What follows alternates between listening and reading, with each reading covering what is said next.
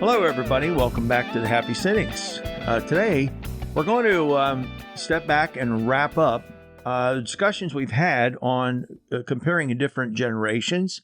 We've looked at the different generations. Now, we didn't talk specifically about the generations, but let's just kind of an overview of what we're looking at.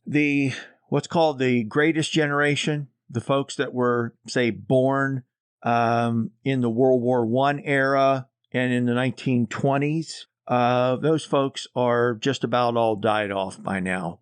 The next would be the silent generation. You know, Joe Biden is a part of the silent generation towards the end of it. And then I think Trump would be towards the beginning of the baby boomers. So usually baby boomers are marked at the end of World War II because that's when we had a boom of babies. After the war was over, a bunch of the men returned back home, and voila, we had a lot of kids on the way. This boom went on for about 20 years before the birth rate started to settle back down again. So they generally, from what I've read, mark baby boomers from those born from 1945 to 1964. But I was reading that some have more recently even divided up baby boomers into two groups, calling them, say, early baby boomers and late baby boomers. And then some refer to the late baby boomers as the Jones generation. Now, I don't know where they get the word like Jones, or if it means like keeping up with the Joneses or whatever, but they were basically talking about some different characteristics between those, say, born from 45 to 54 and those born from 55 to 64. And then you have Generation X, which goes from 65 up to, is it about 85, somewhere in there? I think it's 84, maybe? 84. Okay. Yeah. So that's Gen X. And then we have, Gen Y was renamed millennials, right? And then, yes. So now we have Gen Z after the millennials. So let's see, that went, say, from 85 to, what was it, about? It's like 84, 85 to 96. 96. Okay. All right. So only about 12 years for the millennials? Yeah. And they're millennials are sort of defined by how much do you remember about 9/11? Okay. Right. So 1996, you'd have been 5. I was born in 96, so I know. Okay. I remember 9/11, but people born after me generally don't. So basically the short span of people who might remember the beginning of the 21st century. Right. Okay. All right. So otherwise known as Y2K. That was the big term at the time. All right. So why don't we come back and see if we can pull together what did we learn from our analysis of music, film, television? Where we want to start, Isaac?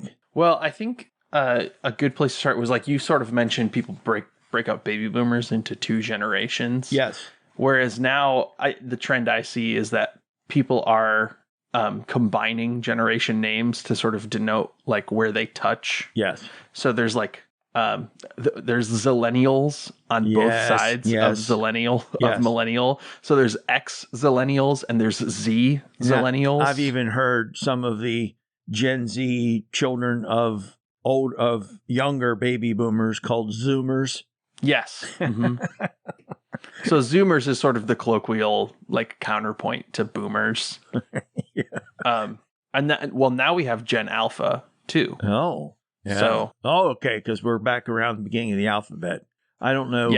Yeah, I don't know who decided to start. I don't know. It started with X. I guess because we were just kind of generic or whatever. I don't know how they decided any of that. I don't know. Maybe it's because we grew up with all those television commercials where they were comparing the product to brand X.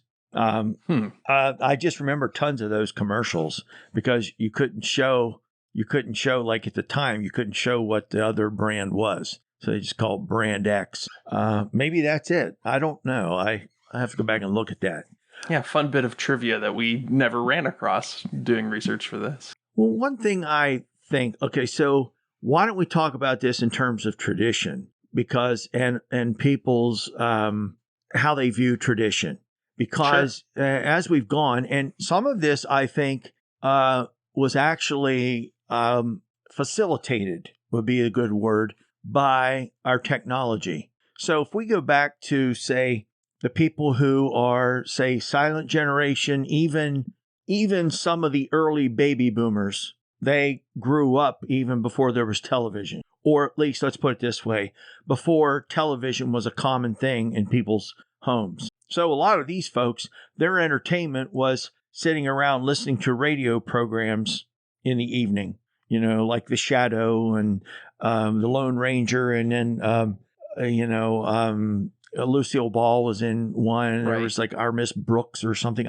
There was all these different ones, but there was this sense where everybody was doing the same things. Everybody was listening to the same things. There was this sense where you kind of bide your time, and when you get older, then you get to kind of step up and take the reins. Well, you end up with television, things, and things just keep gradually kind of fanning out. And we see this like with films, television, it just starts becoming like a broader spectrum. And it's more individualistic. I think that is a part of it. Now, here's the thing.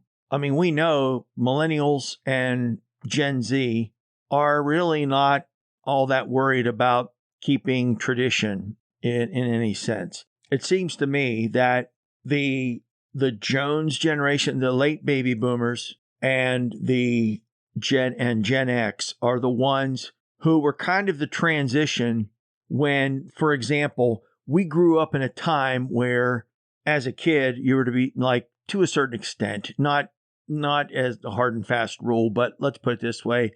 It was more like children to be seen, not heard. And it's like this idea of putting kids first was not necessarily in everybody's radar. You did stuff with your kids, and you let your kids play Little League and stuff like that, but it wasn't like everybody centered. Nobody had the leisure to center all their free time around their kids' activities and things like that. And so there was this, I think, the early Gen Xers, the late baby boomers, we became kind of cynical because we put in our time waiting for our time to take the reins as our older generations had. And then when time came for us to take reins, the younger generations were like, we don't care about that anymore. Like we didn't get to kind of default step into the position of having the upper hand. And I personally think that's a part of what's going on with some of the older generations, because you have, say, the much older folks, let's say the ones that are in their, I would say they're at least in their mid 70s, maybe even early 70s going upward, versus those of us, say, that are, say, say 50s and 60s. Those of us today in our 50s and 60s, I think we're the ones that like grew up under having to pay homage to the older generations. I'll give you another example, Isaac. Okay, so for example, when I grew up, your grandparents didn't call you. You were expected to call your grandparents. They didn't come visit you. You went to visit them. Like the interaction was always like I won't say it was always on their terms. I don't want to be kind of that paint it in that black and white. But there was a certain I still hear it from my nephew. Like he gets tired of hearing the older generation say, "Blood's thicker than water. Blood's thicker than water." Well, there was this sense like because somebody's related to you, that somehow you owe them loyalty, even if they don't even have any connection with you. And I know, like my children and those that are younger, that is kind of a thing of the past. If you want to be connected with your children and grandchildren now, you have to get involved. You have to get on social media to pay attention to what they're doing. That's a significant shift. Go ahead, and I'll just shut up for a second and let you respond I think to that. that. Like that loyalty difference is a stark difference because my generation doesn't value loyalty quite as much, I think, as the previous generations did. Which would be, I'm not sure I have like a concrete reason why that is, other than our experiences have been, there's been a significant experience of betrayal by older generations towards us. Right. So we aren't necessarily so keen on just defaulting to, well, you're an elder, and so you have some valid wisdom to offer to this. You have to prove your validity a little bit more. You have to earn it from us a little bit more. Yeah. Go ahead. Keep going. I'm sorry. Well, and I think part of that is the internet has made us just like fairly aware of the different nuances of certain situations to the point that a lot of times we do know more in terms of raw information, even if we're not like always the wisest in our actions. Yes. I really think that the 60s are probably, and that's why it feels like we are living in a decade that's very similar to the 1960s, because here's the thing. And so this would be another aspect of it. Before the 1960s, I think a lot of people tried to honor their parents' wishes. Like, I'd really like you to go into the family cabinet making business that we have or whatever, instead of you go away and study to be an engineer or do something different. Or let's just say even a family maybe says, I had hopes and dreams you'd be a doctor someday or whatever. There was always a certain sense, and you, for example, you brought the person you were dating, okay, your boyfriend, girlfriend home. You wanted to get mom and dad's approval. A lot of people, whenever you there again, tradition, the guy was supposed to propose to the girl. Okay. You had all this gender role stuff. This is how everybody understood. Well, a lot of these things started to be challenged in different ways by different groups of people. So we not only had like a hippie movement, you had women's ERA movement.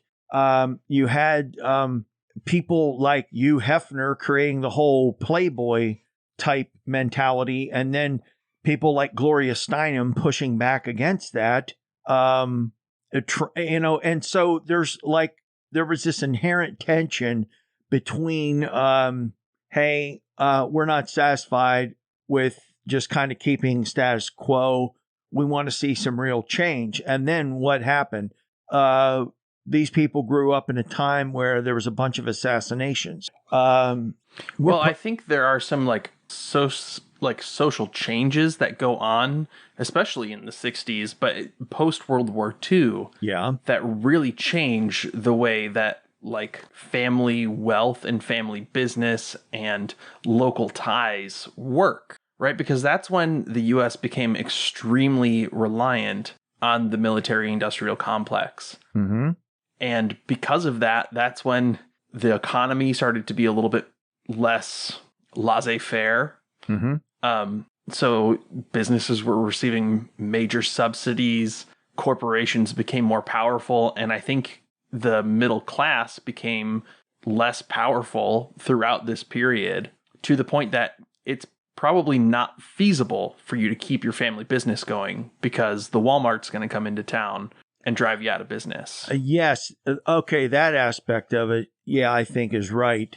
However, the missing piece is that there were strong unions, and even if they were backed or run by organized crime, that was another thing. So everybody was afraid of organized crime. Some people might argue that blue collar workers, like, even though they didn't like getting shakedowns and have to pay, protection money and stuff to the crime families and things like that, but you might argue that they were paid better whenever the organized crime organizations, organized crime was running the unions, because once that got busted up, so it was kind of like killing two birds with one stone. So, here's the thing. I think that, I don't know. I'd like to think that like the district attorneys, like federal attorneys and such, like Thomas Dewey, and then, RFK, going after, organized crime, that, a lot of this was to protect society and to, keep people from being intimidated and things like that. But then what happened was, with that power element, when that got diminished, then that created a vacuum that was end up being filled by corporate America and very wealthy people. At least it seems to me. Well, you also had the regulation of things like strikes, and yes, that sort of thing became a thing of the past. We don't have general strikes anymore. No, no, we haven't since post World War II. I think it was during World War II that the last strikes. Big, yes, yeah. So I think there is an element of this that, as the middle class's economic stability becomes reliant on, a greater concentration of power in fewer people, that those traditions that used to be taken for granted no longer become possible. Right. Well, okay. So with all this transition, so if you look at, say, most of the baby boomers, a lot like the older baby boomers, most of them retired with pensions from companies that they worked for most of their lives. You came out of high school, maybe you went to college, maybe you didn't, but then you went to work for some company, you worked for that, and then you got a pension. Well, this stuff all started going by the wayside little by little. By the time you get to Gen X, now there aren't pensions anymore. So like my grandfathers, like when they retired, of course, and then even after they passed away, my grandmother still got a small pension from the company as a retirement, and then prescription coverage and things like that. But that stuff doesn't exist anymore. So now, starting with Gen X, you've got a lot of people who you can't even just settle down into one job. I mean, most people have to change jobs several times throughout a career, and then you have to kind of plan out your own, right. If you're not going to just fall back on Medicare. That goes back, I think, to the loyalty issue, because people used to be loyal to like one employer for their entire career. Right. And now my generation is switching jobs every 3 to 4 years, because we're just going to take whatever the best offer is on the table right now, because companies are laying off people with no warning and overhiring to protect themselves from economic instability. And it just seems like employers don't care anymore. So why should we care? Yeah. It's funny because we were talking about this with like loyalty. And just like my one grandfather, on my mother's side, he grew up as an orphan. And during the Depression, his parents divorced when he was 7, and then the mother dumped him in an orphanage. She wasn't the best person. And then he ended up getting bounced around from a bunch of different foster homes. Well, then he ended up getting a job, I think with the what is it? It wasn't EPA. What was one of those that was created under the New Deal, FDR's New Deal. Mm-hmm. And he ended up like working on like railroad bridges out in Jackson Hole, Wyoming, I think it was, for a little while. He was from, the mountainous part of West Virginia, down towards the southern part. But because of FDR, he voted Democrat the rest of his life, even after the rest of the family eventually started voting Republican to be pro-life and support Reagan and such and such. My grandfather refused to vote for a Republican because of FDR, and because of what FDR did. That was like his loyalty thing. And it just reflects a different mentality that starts to gradually disappear. And I'm not bemoaning that, but I'm just saying that that's what a lot of the younger generations, I don't think, understand. We probably still have grandparents, great grandparents who like expect that if you're going to have contact with them, you're the one that's got to make the effort and such because they're the elder, and you have to defer to your elders. And some of that's changed. Well, see, even with this, there's always been a certain amount of, I think, antagonism of the older citizens against younger citizens, because younger citizens, when you first start being able to vote and everything, it's like you're thinking about how you're going to use your vote. So think of it this way. It's like when you're ready to get your driver's license, you're thinking about all the great, neat things you can do once you have your driver's license, and you can drive without an adult have to be in the front seat with you. And you're thinking, I would take my friends and we'll go to the movies, or we'll go do this or that and the other. You're thinking about all these things you're going to do, when you drive. I think a lot of people think that with their vote. And when you start to vote, you're out of high school. A lot of us are in college. And you're thinking, hey, now I can make a difference. I can help change the world. I'm going to pay attention to the issues. I'm going to exercise my vote properly.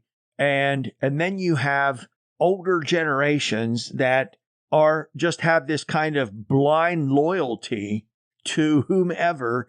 And it is so incredibly frustrating, right?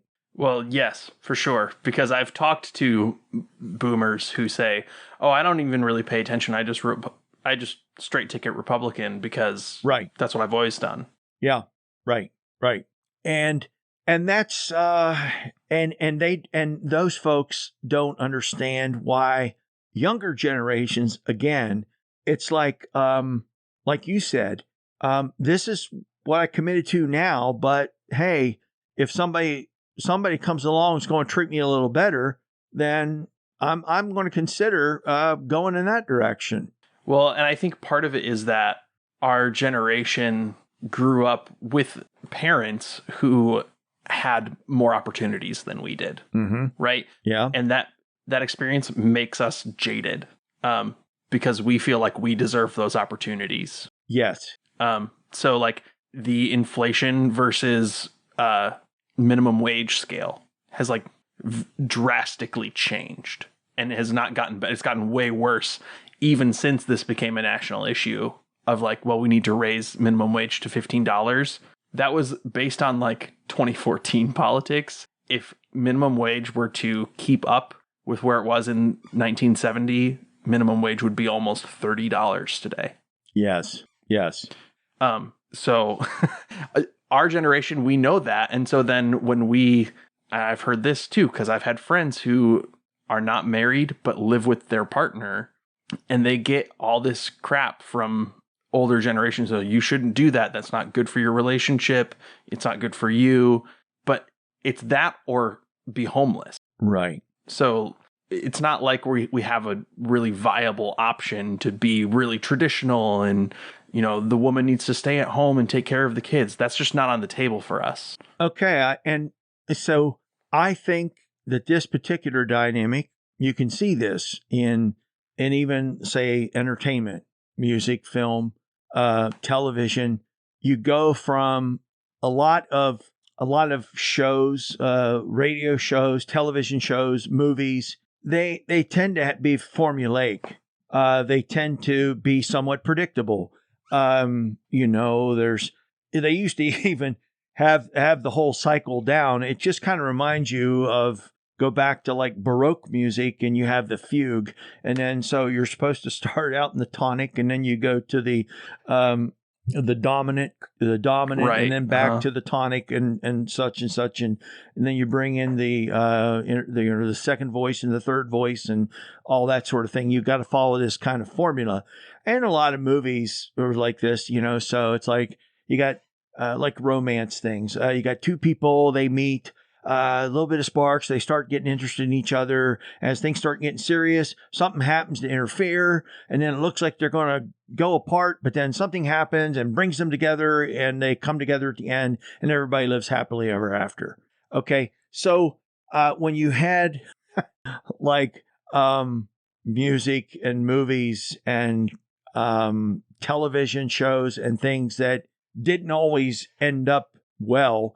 A lot of there were a lot of people that were used to everything's got to have like a happy ending to it, and then whenever it didn't, it's just like I remember even like for music, like when people started like ending a song on like with a chord that wasn't the tonic chord. Right. You understand what I'm saying? Like, without resolving. Yes. To They're the not key. coming Yeah. back to the main key. And it's like somebody that plays a scale and then stops at the seventh note, and just leaves everybody hanging. But that kind of shows like these shifts. And I think even the way people view their lives, it's like people are asserting their individuality more. Well, I think there's an interesting thing we've touched on here. Black music tended not to resolve to the tonic long before it was popular in the culture. Right. And Black people have had very good reason to be jaded for their entire history in the United States. Right. It's just been sort of that mindset adopted into the pop culture now. Yes, absolutely. So, I mean, I could use, even like examples. I'm thinking even, okay, for us Gen Xers, like Billy Joel singing My Life. It's my life, just leave me alone. But, people didn't sing those kind of lyrics earlier than that because, how disrespectful to your family and other people that made it happen for you. You got to have a sense of loyalty. And I'm not saying that I don't think there's a place for loyalty because I do. But I think that's part of a cultural shift that took place that really does define some of the older generations we have with some of the younger ones. I don't think this contrast would be as sharp if we hadn't actually extended our lifespan over the past 30, 40 years. So now some of the people that have the sharpest contrast with the youngest people, it's because, you've got people living close to 100 years. A lot of change can happen in 100 years. But nevertheless. I think... Go ahead. You mentioned Billy Joel, and that sort of sparked a thing for me, which is, this is something I don't think that the older generations understand, which is our generations, and obviously we're all speaking very generally here, right? But I don't think our generations are as interested in success the way that the older generations define it. Right. And I think you can see that change start to happen in Billy Joel and Elton John with Anthony's song from Billy Joel. Yes. If that's moving up, then I'm moving out. Right. And Goodbye Yellow Brick Road. Yes. Like, I'm not going to just like chase after success the way society has defined it for me. Right. And I think that you see that a lot with millennials and especially Gen Z, that they are, these, millennials going to college, getting an anthropology degree. Like, well, I don't care, right, about being super rich or successful someday. Right. I just want to do something that I find entertaining and fun. Yes. Well, so there is, okay.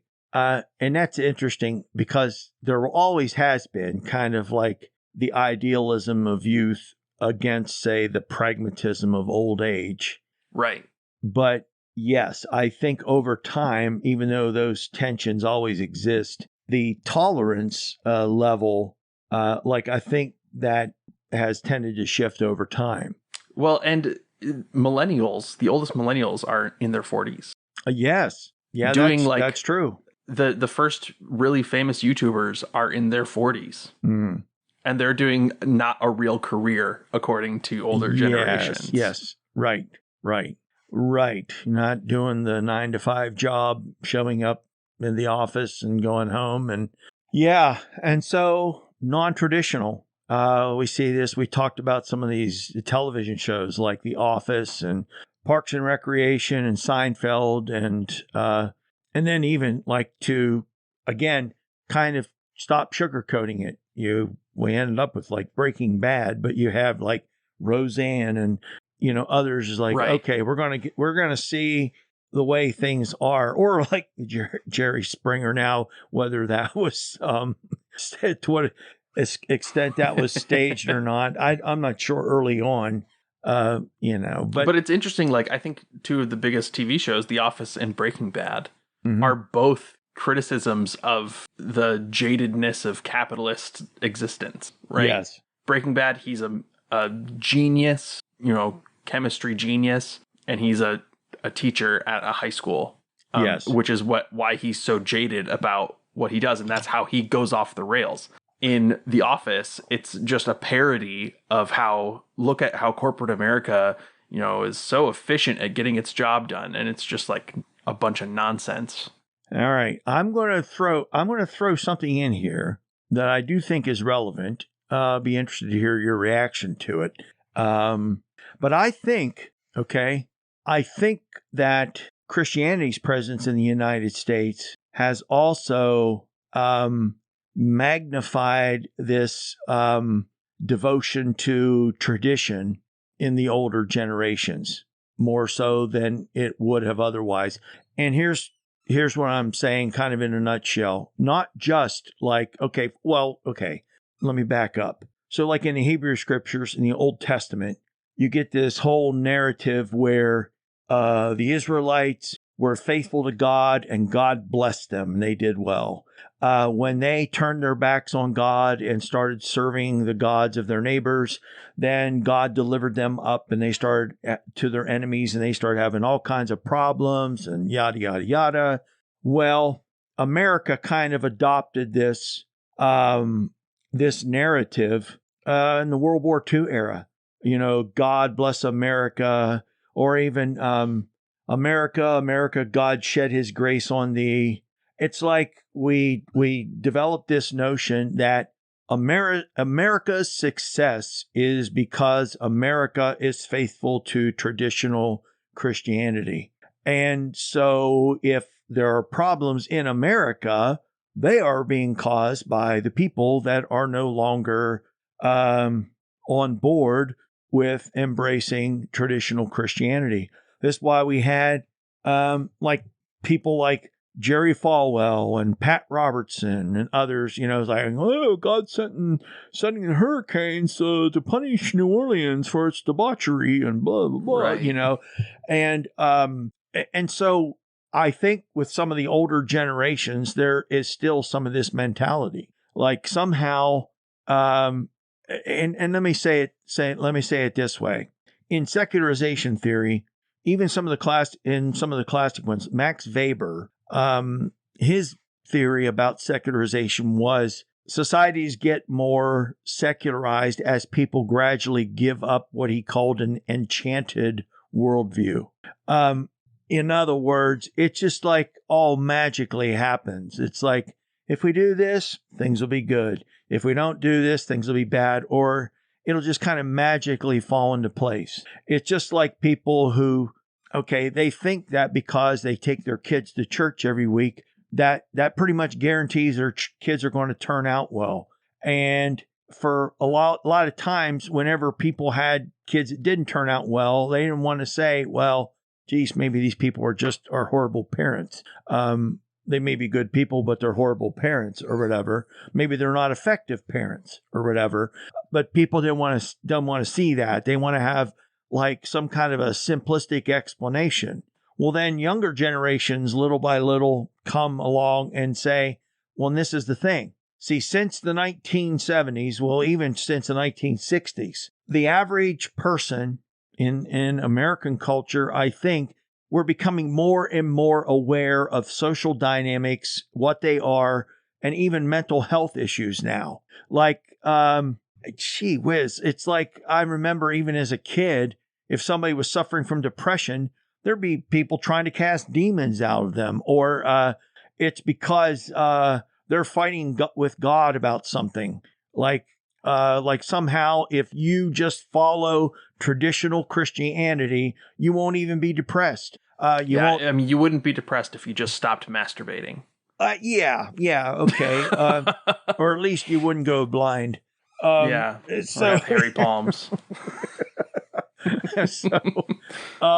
But yeah, I mean, that's a part of it too. I think we still have a number of people that buy into this. Like, the reason things go bad is because everybody else isn't getting in line. And I'll say this, the older, especially baby boomers, and maybe even some of the older generations than that, kind of have a certain entitlement mentality. And I mean that. It's like they feel like because they've put in their time, they're entitled to demand that the younger generations get in line and pay them proper respect. I think what you've been saying has been really helpful for me to understand some things that I want to articulate for my fellow young kids. That I think this explanation for some of the mentality of older Americans is the reason that the LGBTQ issues are the locus of like political division right now. Because LGBTQ is pretty firmly non-Christian. And non-traditional. And very non-traditional, obviously, yeah. And it's only an issue now because all of these other issues are sort of hiding behind it. Well, right? LGBTQ things have been an issue for a long time, but like not to the degree that they are now. I'll tell you something else that is a factor. Because just over the past 20 years, there's been a pretty interesting shift that's taken place. Because for the past, well, I'd say since the 1970s anyway, little by little, people wanted to validate this whole thing. Like somehow, if you just get right with God, God will take care of your sexuality, and then God will straighten you out and turn you into heterosexual. Well, then little by little, this stuff just all is shown that it's not the way it is. Like they tried to say, sexuality is a choice. Okay. Then that got shown to be fallacious. And then it's like, oh, well, if you just do this, you can be reprogrammed. So they had all this conversion therapy stuff. That didn't work. And then, you go through this thing, and some of the groups are still stuck here now. It's like, well, gee whiz, we don't know how to help you get free of it. But I guess you're just going to have to be celibate the rest of your life because we can't accept what you do. I mean, and that's kind of what it comes down to. And the thing is, most of the people in society is saying, we're not that convinced by it.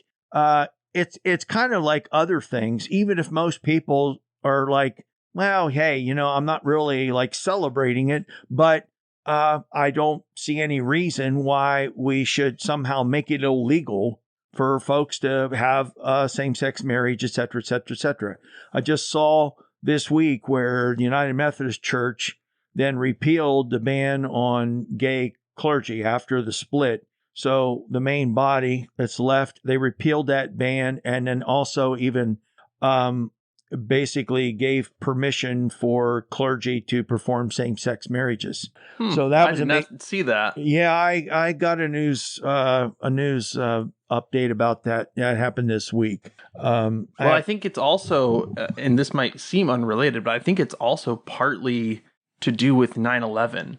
And I know, like, officially these are unrelated, but the association of Islam with terror, right, I think had a real amplification effect on the association of Christianity with good Americans. Well, yes, because for religiously minded people, the only way you combat evil is with more piety. And as society was moving away and tending to be less and less religious, the people who continue to be religious in a traditional sense, I'll say it that way, feel more and more threatened now because there are not going to be as many people having the prayer vigils with them. And like they feel like the whole society is open to destruction now because too many people have turned their backs on God. And see this, I'm not advocating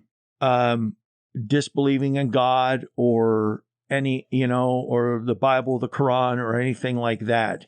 But this notion of somehow people still they have a worldview that somehow if everybody just kind of magically gets on board and does all the prescribed things that were handed down centuries and centuries ago, that somehow God will magically from the skies make all the problems disappear. I just honestly, I just think that is so simplistic and childish. We've got to realize it doesn't work that way. That'd be like saying if you pray hard enough, God's going to make sure that your kids turn out right. Well, we know that doesn't happen. I mean, so. Well, yeah, I've seen you don't have to give up your instances faith, of parents getting blamed for, your son or daughter is gay or lesbian. Well, you must have sinned somehow. Well, and I've seen that. See, and this even ties in, as far as I'm concerned, because the same people that think this way statistically are the ones that feel the least responsibility and fail to acknowledge human responsibility for climate change. And what do we need to make? What kind of changes do we need to make to do it? Because in their worldview, it's just like if we pray enough and read enough scripture and face the Kaaba or whatever, then God will solve all of our problems for us. It is I'm sorry, but that is a very childish religious worldview. Well, so that brings up another, I think, really formative experience for my generation. And I do want to circle back to the difference in our generation's approach to LGBTQ issues. But, yes. Climate change, our generation's experience of it, because we grew up in the time where everybody knew what climate change was. Right. So when I was in school as a little kid learning about this, it was told to me like, you're not going to outlive this. You have to figure this out. Your generation has to fix this. Right. And you're going to do that by voting and being involved in the political structure. And there's all these things that your generations now, but the older Gen X generations have already put in place in order to start fixing this. We've invested in solar and wind power, and there's all these exciting engineering things going on to fix this. And now we're all adults, in our 30s and 40s, and nothing has fixed it. Mm-hmm. Nobody has made any serious effort, and we're just kind of screwed with this now. That's the mindset. Yeah. So everybody we went gets from cynical, having like a sort of hopeful outlook to being even more jaded. Like, what's even the point? Because we've already burnt the planet. Yeah. Yeah.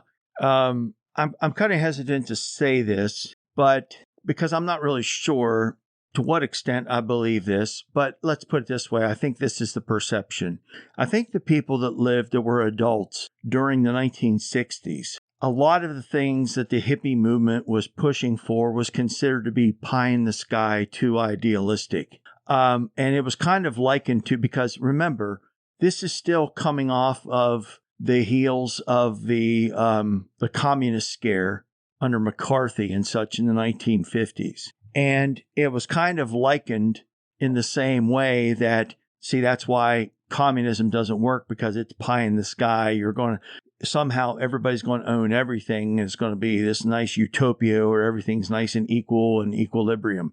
And it just doesn't work. Well, then this is where, again, this whole pragmatic attitude ended up opening the doors for other kinds of exploitation and other things like that. There was a certain tension, and there were ideals that had to be pushed for, but was it too idealistic? And I think the perception by some was that, yes, it is. And so you hear some of this same kind of rhetoric coming out today, criticizing liberals of being too idealistic. So let's say the criticism of conservatives of the downfall or fault of conservatives is often oversimplifying complex social problems. On the other side, you could say maybe it's the same thing, but from a different side, like just assuming that you've got another simplistic solution, that somehow government. So it's, I don't know. I don't want to draw a contrast to say you got one group that thinks that simply God will fix social problems. And on the other hand, you got one group that simplistically thinks that government will just step in and fix social problems. But I do think there's some of that on the fringes of both sides of the political spectrum. Yeah, I honestly, as an individual, Yes. I agree with both of those critiques. But when it comes to my generation's outlook, we would hear, oh, well, obviously communism can't work because it's too idealistic, as a clear, like, echoing of just propaganda. And that's something that, like, growing up, I grew up before easy access to the internet existed. Right. It was still dial-up. America Online. Yeah, literally. And so the internet wasn't like an information. It's going to be unlistenable. The internet wasn't like the information storehouse that it is today, where you can just pull out your phone and just instantly research stuff. But I witnessed that change happen. So I feel like a lot of people in my generation are having this, like, you know, in Christian circles, it goes by like deconstruction, but this this sort of eye-opening of like, oh, my previous beliefs that I was handed when I was a kid are being debunked right in front of me. And so like our generation's relationship with farther left ideas like Marxism and communism is that of like, oh, some of the propaganda that we were fed is not true. Yes. Yes. Yeah. And that goes to like even the basic definitions of how communism works. Well, and this is what ends up, you know, creating the big cultural divide, because the cynicism, it often, I think people's cynicism gets misguided. And sometimes we think that because people's thinking is not the clearest, we sometimes fail to see that maybe their hearts are still in the right place. Maybe for the most part, that's not always the case. But we're at a point in time where let's put it this way. I don't think, for example, like when I watch some of these shows on the network news, whether it's Fox or MSNBC and sometimes even CNN, some of it's like these talk shows it's almost like listening to gossip. It's not based on any kind of evidence. It's just a bunch of insinuation. It's like, whoa, did you notice they're all these students own the same kinds of tents. So somebody must Hunter Biden's laptop. Yeah, somebody must be buying all these for them. So are they being sent from George Soros? Yeah, whomever. But that's the way they approach these topics, and they just get everybody being cynical at other citizens. And probably the people that we need to be the most cynical of are the people that are just focused, getting the populace to be cynical and angry at each other. Right. Definitely. And I think that's another thing that my generation could probably learn, is that just because somebody votes Republican doesn't make them evil. Right. And I say votes Republican and a generational tie because almost nobody in my generation votes Republican. There are those who do, but it's a small number. Yeah. We're pretty strongly on the left in my generation. I want to circle back to the LGBTQ issue because I think this is something that is misunderstood. Okay. Because a lot of my generation is pro LGBTQ, even if they're not part of the LGBTQ community. Right. And I don't know if that's something that older generations get. That, like, why would you be aligned with a political movement that you're not part of? Yes. And it comes down to the experiences that we've had of watching our friends get kicked out of their houses or commit suicide. Or, I mean, these are pretty dark things that we've watched our friends go through because they're gay, which to us seems like not a big deal. Why? And what we don't understand is why other people care so much about who you want to have sex with. Well, yeah, that's and that is an interesting question. I don't know. I can't. To me, I cannot think that it's much more than just prejudice. And let me say this. I've had this theory for a while, and this is not tested out or supported by any kind of hard research.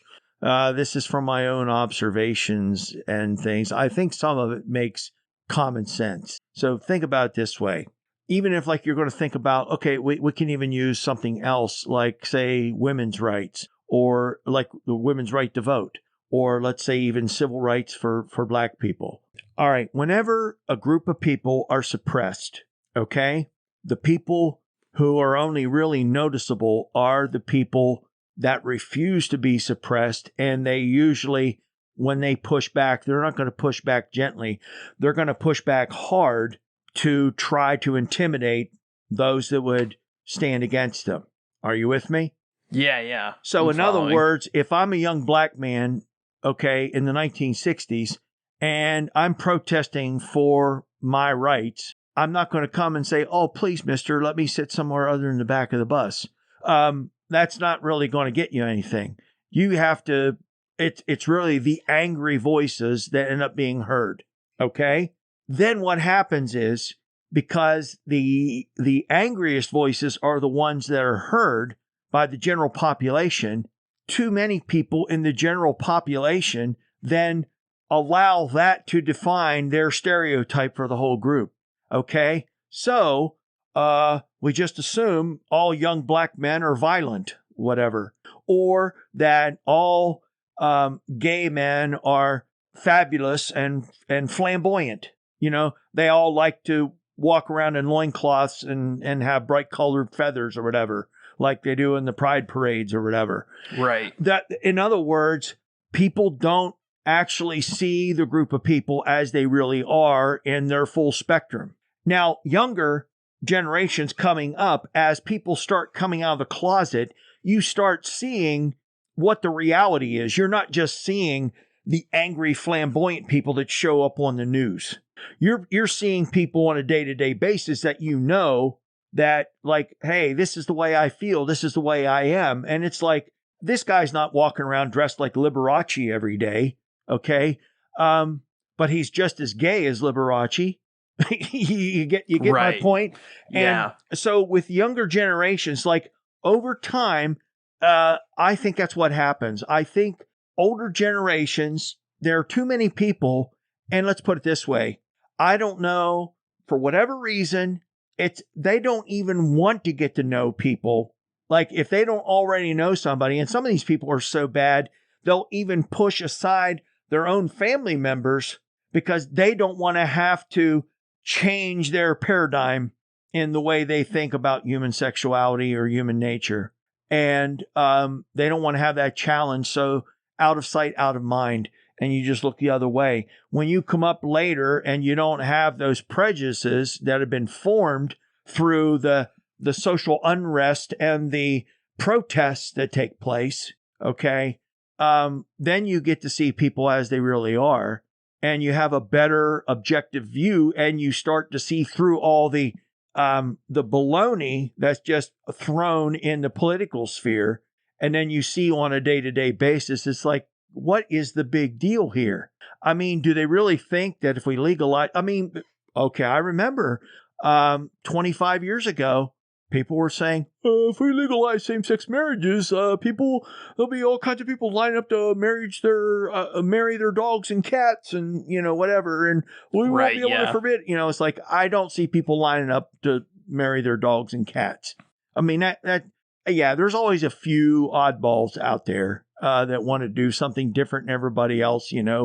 Dennis Rodman marry himself or something. I can't. He did. Do you remember that? I do remember that. So anyway, you cannot.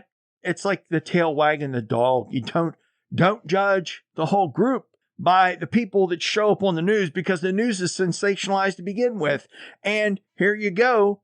You have people, this is what is so strange about the whole thing to me, Isaac, because the older generations should know better, because this is what I find fascinating. Older generations grew up when people spent more time talking face to face, visiting family members, neighbors, go over and say hi, sit on the neighbor's porch and talk a little bit, drink a glass of tea, whatever. Okay. You got to know people. You spent time with them. You didn't have internet and social media, stuff like that. So you went down, you joined a bowling league, or you went to church, or you were in the Lions Club or something where you had your social interactions. They were all face to face. You got to know people, okay, in your town or your part of the city, whatever it may be. Okay. Younger generations don't do that as much, and they're spending more time interacting with people virtually and electronically, and they don't have that, but yet they still at least take time to get to know people personally. And the older generations that should know better, instead of getting to know people, they'll instead sit and just get swallow whole whatever they're fed through mainstream news media, and somehow take that as like an accurate picture of what people are really like. For Pete's sake, people. This isn't rocket science. A lot of this is a little bit of skepticism would go a long way. It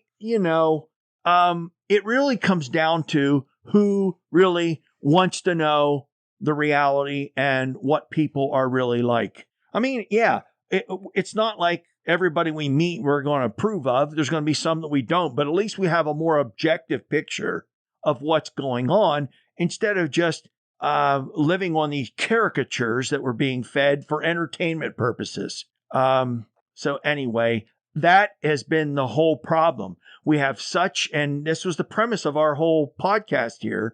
One of the problems is there's so much information that's available, people don't know how to sift out truth from entertainment and even truth from baloney. And we better figure out how to do this, or who knows how long we'll be in a tailspin. If people don't learn how to responsibly process information on their own, they're basically damning our culture to have to be run by elites anyway, because people are just going to be I think you're exactly right. And people are just being easily manipulated. If you want to complain about everything being run by the rich people and the political parties, well, then what are we doing to really understand what's going on? People just sit there and lazily swallow whatever they're being fed anyway. So I'm getting on a rant here. Yeah. Democracy is essentially government by the people, for the people, of the people.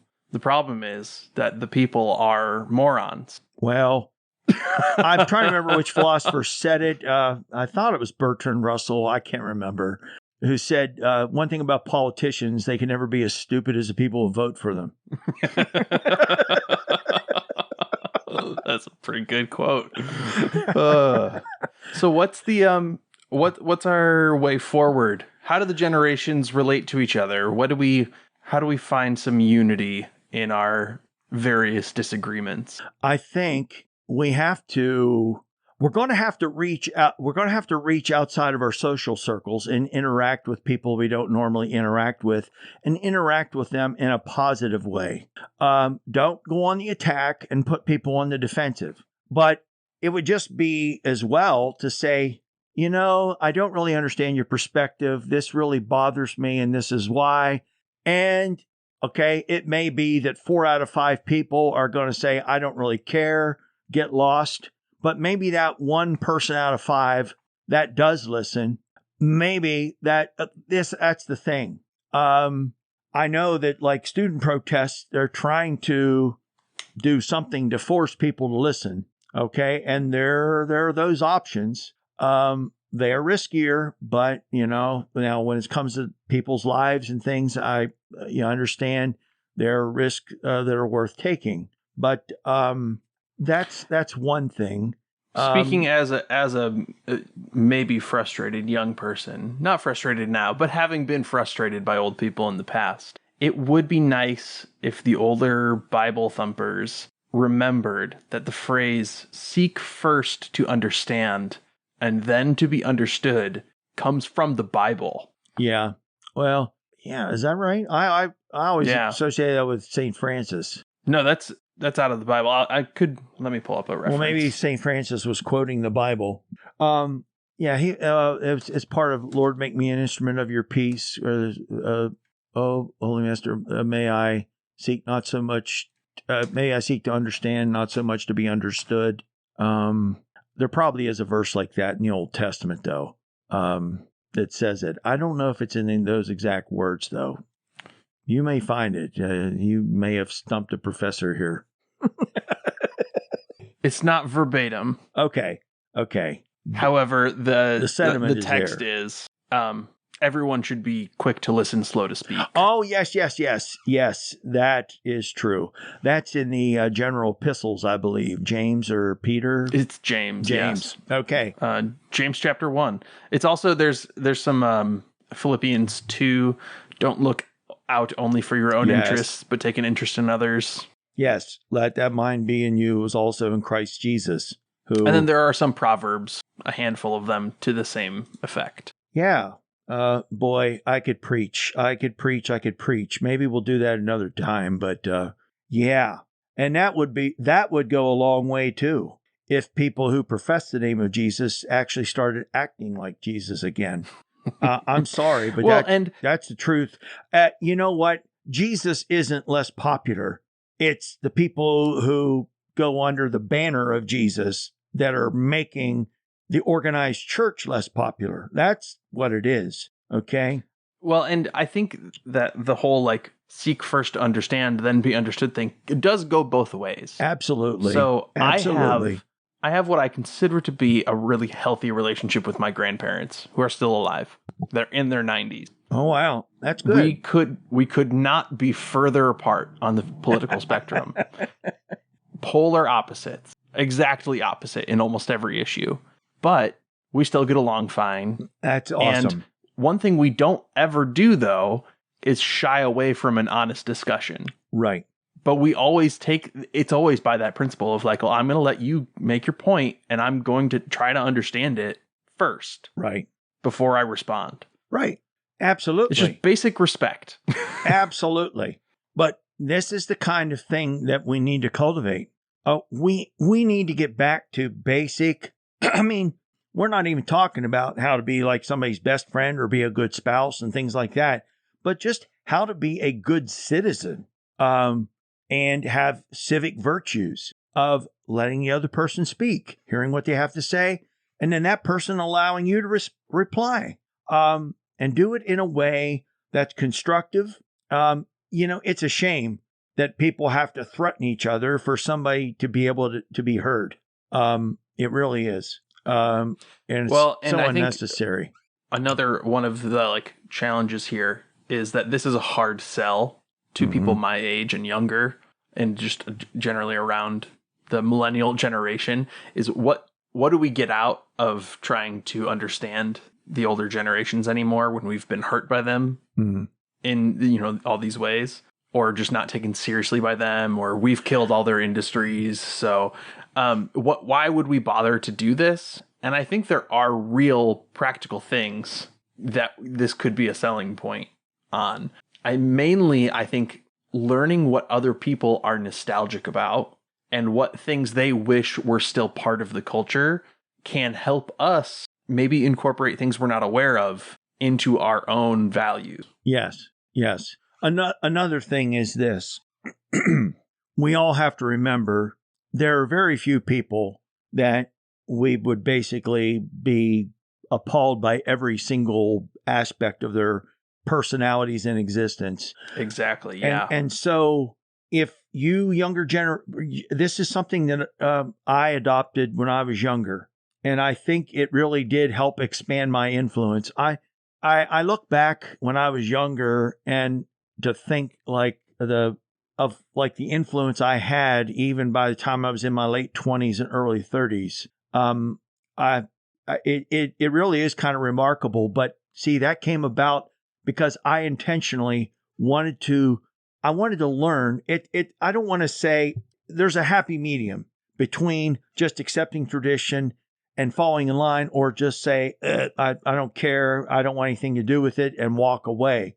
Well, when you do that, okay, it's like, say, somebody in an organized crime family making their bones or whatever. Like, in other words, you can relate to the older generations and start to gain some respect with them without giving up your principles. And that's not always easy to do, but that's what you have to do. If you want to be a person of influence, you have to start within the system where you're at. It's just like, okay, JFK was, I think, 42. I think he was the youngest person ever elected to president. Mm-hmm. Well, he didn't get to that position at 42 by basically distancing himself from all the older generations and the system in which he grew up in. You have to have a starting point. Now, if there are gross injustices that need to be opposed, then yes, you have to oppose those. But to the extent that you can, let's put it this way, you have to find your place and then work your way up the ladder to get your position. You have to at least win the respect and trust of some people. And there are decent people in all the generations. Find them, earn their trust, okay, and respect. And and that will be the beginning of your influence. Because otherwise, you'll just be sitting back waiting for the older generations to die off.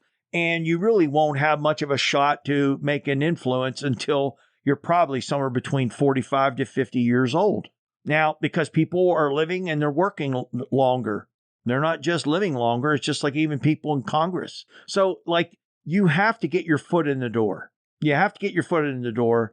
Then you'll get your chance. You'll get your chance. You don't just kind of overthrow the regime all at once. You have to get your foot in the door and then build your own influence. I know that it may be, and I'm not saying that you do this to pretend to be something that you're not. I don't think you should ever do that. But let's put it this way. Find in what ways you can cooperate with the older generations and do that much. And I think it would be good. This goes both ways. Go ahead. But beware of purity culture. And this goes to both the older generations and my generations, because I think purity culture goes both ways. Okay, define that. You're not talking about virtue signaling, are you? That could be part of it. Okay. But people for the older generations, my generation tends to swear more than the older generations. Okay. My generation maybe watches media that is too violent or too sexual. Right. Or my generation dresses in ways that are inappropriate, or any of, those sort of like identity signals. Mm-hmm. Mm-hmm. I just think people should be aware that goes both ways, that my generation can reduce people and be reductionistic about people's identities because of their age or because of the way they dress or the way they speak or, any of that stuff. Anybody can be prejudicial about somebody else. We just all have to be committed to actually getting to know people and what makes them tick. That's how things are going to change. It's got to change from the inside out. If there's going to be any lasting structural change in this country, we're going to have some grassroots movements. I mean, that is obvious. And the more that average citizens keep fighting with each other, the more we are ensuring that there won't be any real change to the system. And we're all going to keep growling that we don't have any control, our votes don't really count, et cetera, et cetera, et cetera. We're beyond the political sphere, I think we all lead happier, richer lives when we're not around people who are identical to us all the time. Well, that's true. Yeah. Yes. So anyway, I probably didn't do the best of going back to all of our movies and all that, but I think this all ties together with a lot of the themes we talked about. Okay. I think the previous episodes sort of illustrated some of these differences, but we needed to do the cultural analysis stuff to get to this, I think. All right. Well, so you feel like this was worth it? I think so. I think this was a fun little series we did. I enjoyed it. I think it captures the podcast well because we're both sort of in the middle of two generations. Yes, absolutely. All right. Well, then we will call it quits for today. If we enjoyed this, again, reach out to us at thehappycynics at gmail.com. And if the world doesn't end before, we'll be back soon with another episode. Take care and God bless.